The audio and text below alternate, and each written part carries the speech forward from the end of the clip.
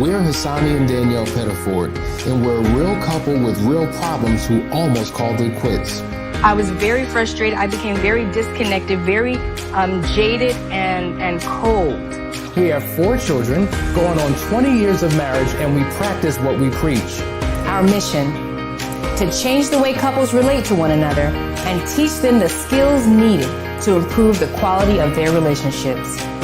This is the Couples Academy Show. Well, good morning, everyone. Welcome to the Couples Academy Show. My name is Hasani. And I am Janella. We're here for part 2 of our conversation. We've been talking about high-risk affairs. And today we're going to dive a little bit deeper, talking about the high-risk behaviors that oftentimes we engage in that can lead to an affair, what to be mindful of so we can know how to avoid them at all costs. That's right. Listen, whoever you are, wherever you are, we want to represent you. So just put your city, your state, your country in there. We haven't done that in a while. Let's do a roll call. Let's see where you're dialing in from. We know that people from one part of the world to the other participate in this show, and we appreciate you. That regardless of your race, your ethnicity, your culture, your language, there's one common bind that draws us together, and that's the desire for something better, for something more in our relationships. And so we're excited about that. Listen, guys, Last Chance Weekend, August the 12th through the 14th. What are you waiting for? The phone is ringing. People are signing up, but there's still room for you. Let's go to a quick testimonial, and we'll be right back with today's show. How you doing? My name is Steve, and I was an attendee with my wife at the Couples Academy. And, the one thing that I'll say that I took from this opportunity, this moment, is that it was the perfect environment for the restoration that I needed. Because the truth is, sometimes we don't even know what we need. And that's where I was. I thought I needed my wife to change. I thought I needed things out of her. And I thought I needed to bring her somewhere where she could find out how bad she was so that she could be better for me. And being in this environment, it really stripped me down to the most primitive state, helped me to see myself and the contributing factors that I brought to the relationship that caused us to have the issues that we had in the beginning. But the best thing about it is it didn't leave us in that stripped state. Before we left, we were in a restored, much more balanced, much more productive place. And our marriage has been reborn and revived, and it's because of the Couples Academy. And I would suggest that if you care about your future, if you value your marriage, then you have to come. I love what he said. I love how he said, listen, when I came down here, I came with an agenda. My agenda was to have these folks fix my spouse because she was the problem. But then once I got down here, I realized that, wait a minute, it's me, oh Lord, who's standing in the need of prayer. Not my brother, not my mother, not my sister, not my father, but it's me. He had to work on himself. A mirror was held up and he could see himself. And I think that's where so many people are when they come to the Last Chance Weekend. If you could just fix this man, if you could just work on this woman, and then you realize that you are the lowest common denominator in your relationship. And when you get yourself together, then everything begins to change all around you. And so listen, guys, we want you to attend because we believe it could be healing and transformational for you and for your relationship. Janella, we're talking about high-risk behaviors. We're going to dive right into this conversation.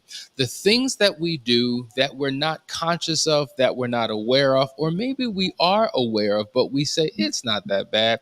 Nothing will ever happen. And before you know it, boom, we wind up in a situation. High-risk behaviors. Talk to me, Janella. Oh my goodness. Yes, we have some high risk behaviors going on out here. And it always started off, it was so innocent. Everything is so innocent until it's a total disaster. So that's why we're bringing up these high risk behaviors so you can be aware and hopefully avoid this. And if you're already in this situation, to help you get out so you can be restored and live a healthy, happy life with your spouse. So the first one we just want to jump into is the opposite sex friendships. We have discussed this several times on the Yes, show, and guess what? We're going to continue to discuss it there it because is. it's a major problem in relationships. We get calls all the time about people that just can't seem to figure this out. So, if you all in your relationship have found a way to do this successfully and each spouse is on board and everything is well with the friendships, congratulations, kudos to you. But for those that are on the struggle bus in this area, we want to kind of help you out in this situation. So, as far as opposite friendships, opposite sex friendships, you definitely can have them. You know, we have platonic friendships and everything like that, but sometimes they cross the line into these danger zones. When your spouse is uncomfortable with the friendship, that's a problem. When they say, I'm not sure, they can't really put their finger on it, and then you become to get defensive. It's just my friend. That been my friend, you know, just causing all kind of issues,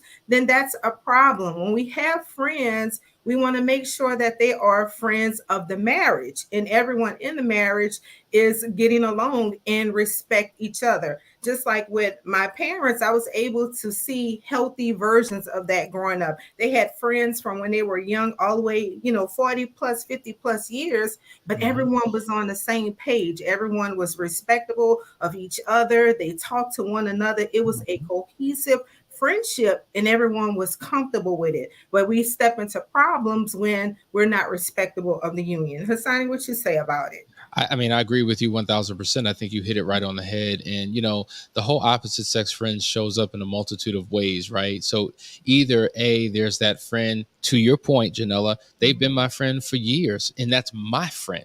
I have a relationship with her that you can't have a relationship with my friend. That's what I have. And that's a problem because if you're keeping your opposite sex friend separate and distant from your spouse, what's up with that? Because if there's nothing going on, then why would you try to create some distance? Because your friend should realize that once you got married, you're a package deal, and your spouse is with you everywhere you go and involved in the relationship. I mean, there should be some level of cordialness, if that's a word, familiarity, interaction. Like your spouse should co-sign this opposite sex friend because he or she feels safe with that particular person. But even if they do feel safe, there should still be parameters and boundaries around that relationship. You know, I know so many individuals who said, listen, I can't help it. My best friend happens to be a female. What's wrong with that? Well, your wife should be your best friend. Your husband should be your best friend. With your best friend, you share everything because they have a listening ear, because they understand, because you can connect, because you have a chemistry that sometimes you may not have with your spouse. Because for many couples, and here's a fact, your spouse is not your friend. We would like them to be your friend, but if you're not in a good place, your spouse is not your friend. And so for you to open up and for you to pour out and for you to connect with an opposite sex individual who's now your friend, you're developing intimacy with another person that you do not even have with your spouse. Or what we do is we minimize the that's nothing. That's just such and such from work or such and such from ministry. And we minimize the relationship because we know it's problematic. And so to your point, Janella, if your spouse is not comfortable with the nature of your relationship, because why are you on the phone so much? Why are you texting? It's after hours. Like, don't you talk to them at work? Why are you bringing conversations? And what's up with all the compliments? What's up with all the support? You know, why are you such a listening ear? If that's happening, listen, I'm not telling you you're in an affair, but it is what we will call a close call friendship. And that's when it becomes problematic. Absolutely. And you definitely want to avoid that at all costs. And usually you have those little signals that something is not right. And you'll try to, like Hasani say, minimize it. But your spouse probably have been telling you this all along. And because of pride, you don't want to accept it. So you go along with it. And then it gets more and more dangerous. And you don't want to, this is my friend. I've been knowing them a long time. I don't want to hurt their feelings. So you're just coming up with thousands and thousands of excuses until it get out of hand, and then you might have a whole crazy stalking situation on your hands. And we're trying to avoid that. And we've said this time and time again that there's been an evolution of infidelity, and it's less transactional with someone you don't know. It's more familial. It's more relational. it's with someone you do know. So someone that you frequent, you work with, you engage with, you see regularly, whoever it may be. Because of that familiarity, it's easy for, if you don't have boundaries in place, for, as you say, innocent platonic relationships to become problematic. But looking at the word platonic, by definition, it is problematic because it means to have an intimate and affectionate relationship with someone void of sex. And so, okay, great, you don't have sex, but ask your spouse how comfortable they would be with you being intimate and affectionate with a member of the opposite sex. How innocent will that last? And even if you don't have any bad intentions, and even if for you they're just a friend, don't assume that that's mutual. Right. Oftentimes, the reasons why men and women only become friends is because there's no mutual attraction. But oftentimes there's a secret attraction by one, and if given the opportunity, one would take advantage of it if they could. And so listen, as long as I have a penis and my friend has a vagina, there's a possibility that something can go down. Absolutely.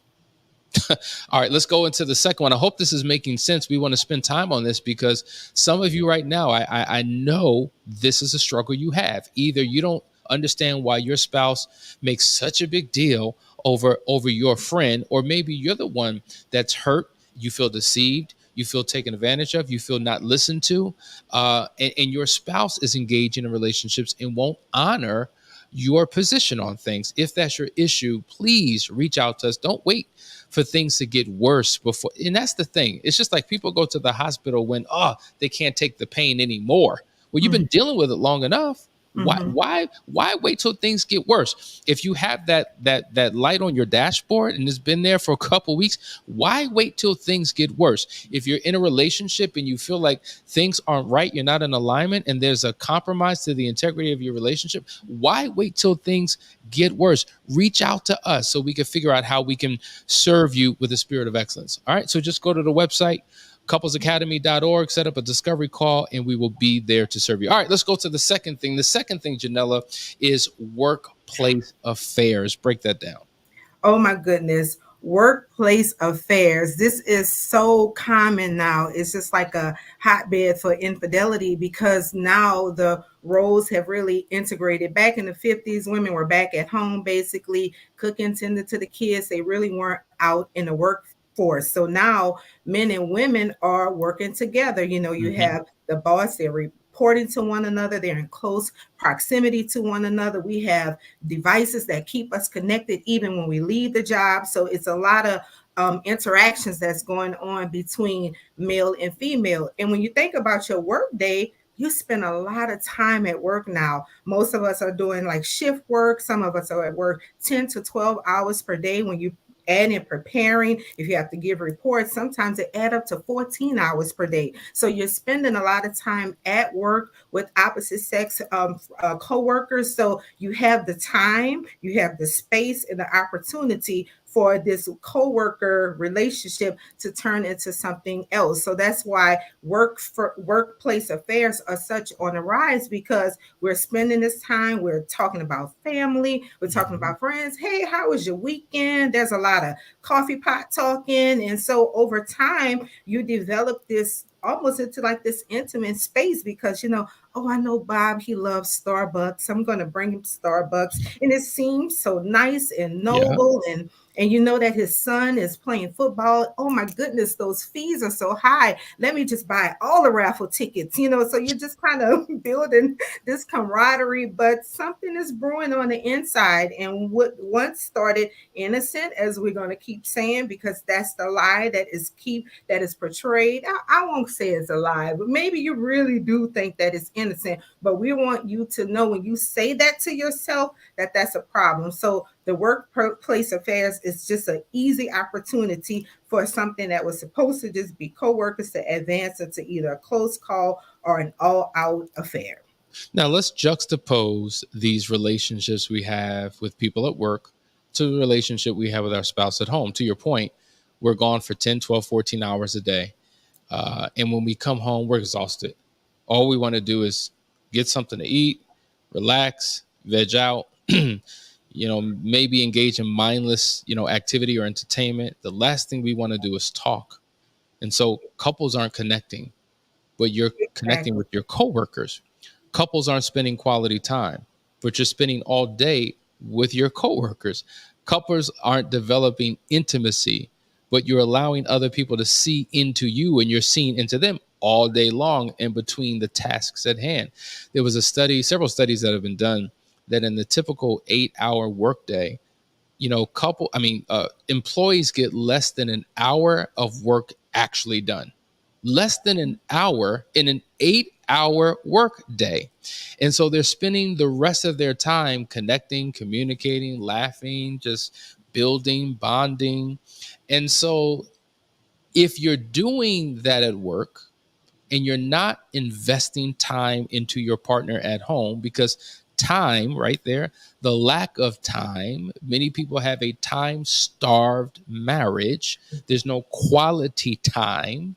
Then what's going to happen? You will lose the attraction, the affection, the connection with your life partner.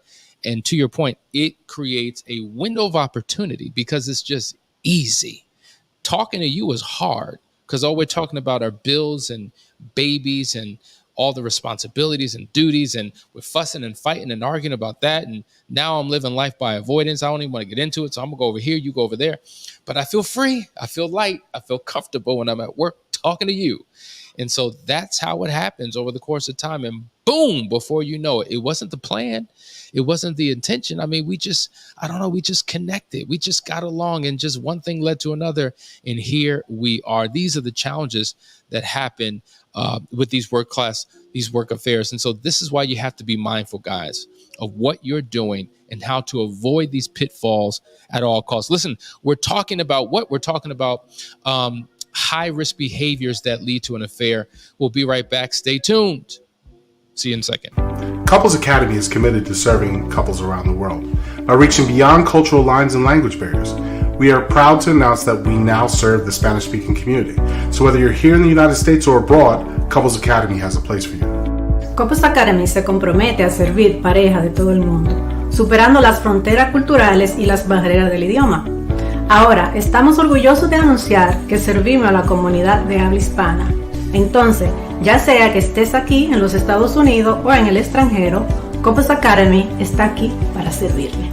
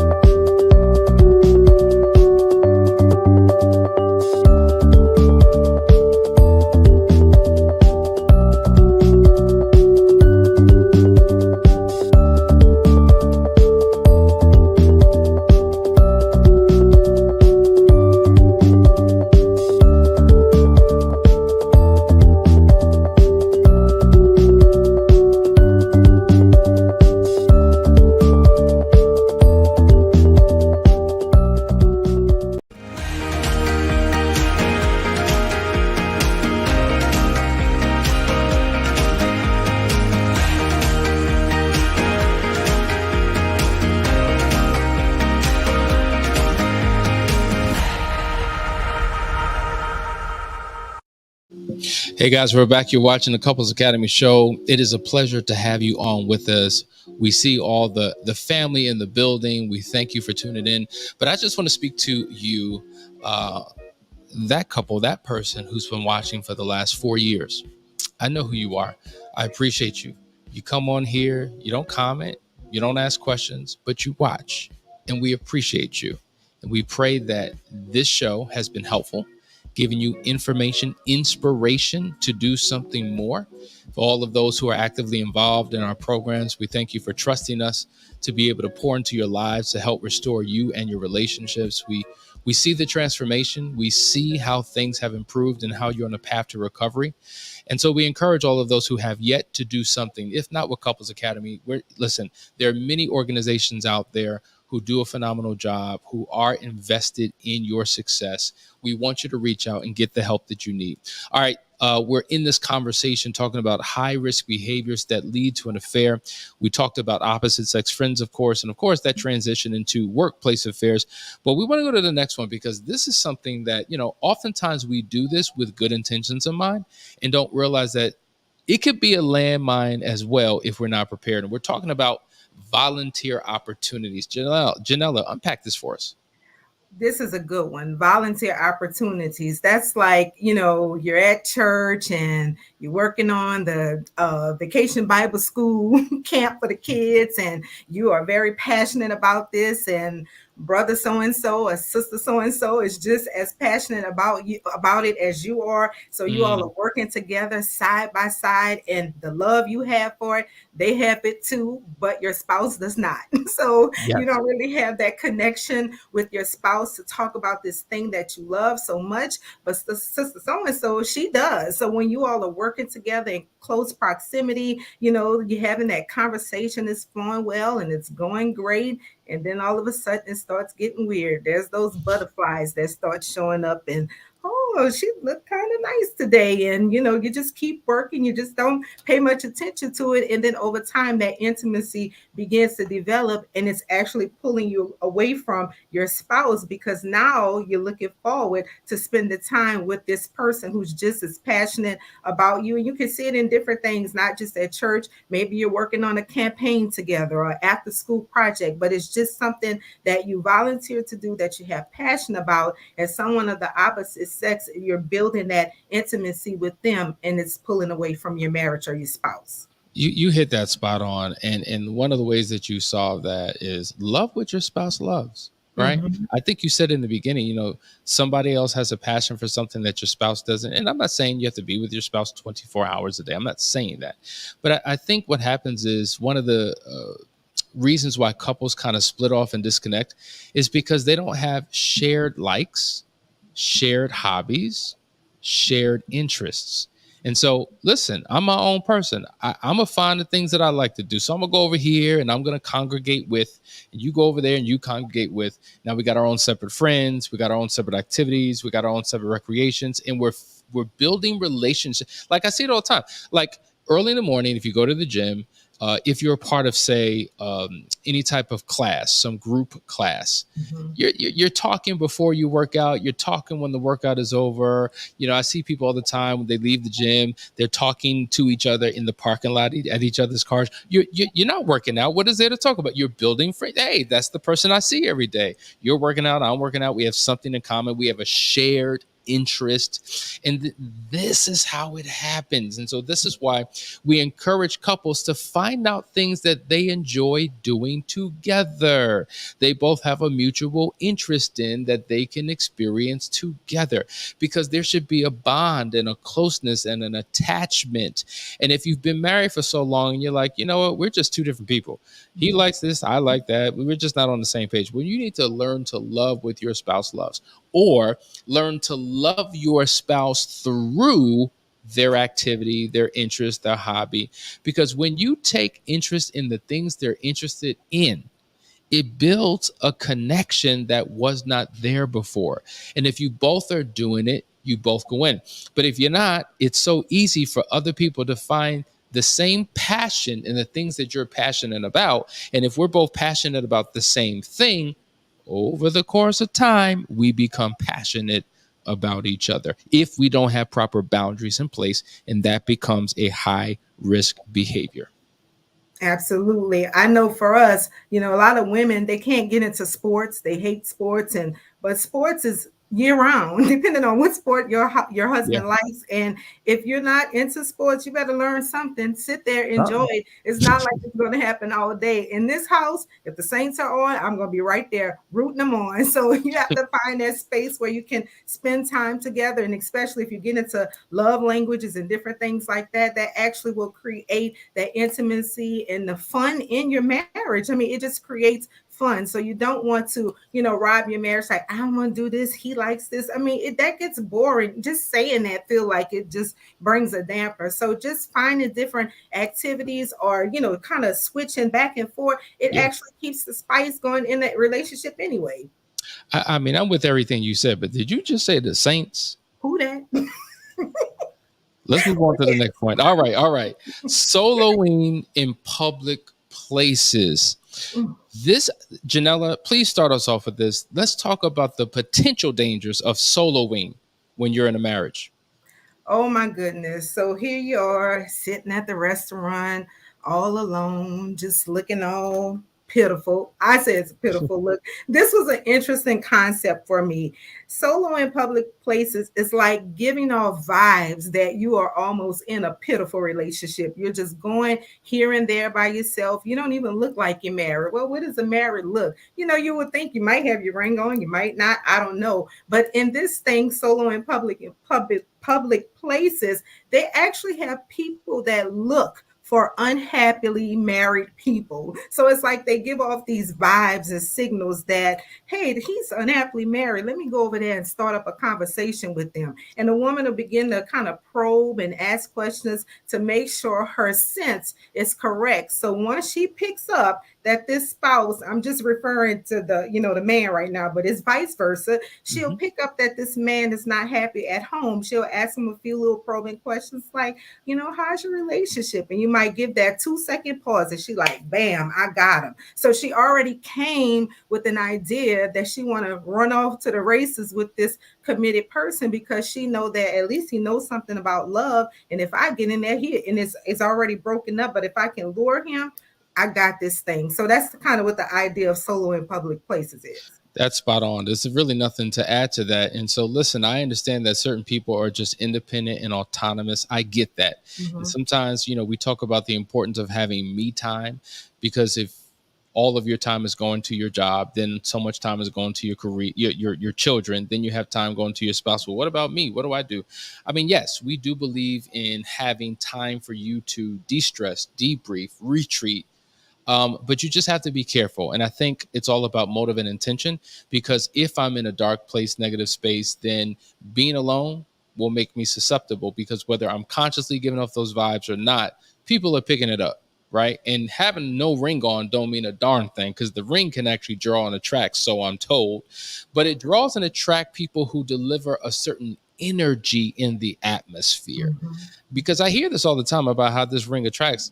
But if you have a certain disposition and carry yourself a certain way, listen, people will know from a distance, or when they approach, they will quickly know, okay, she's not the one, he's not the one. So you got to be careful when it comes to soloing in public places. But let's talk about another thing, fantasizing, because at the end of the day, we have a public life, the life that everybody is aware of.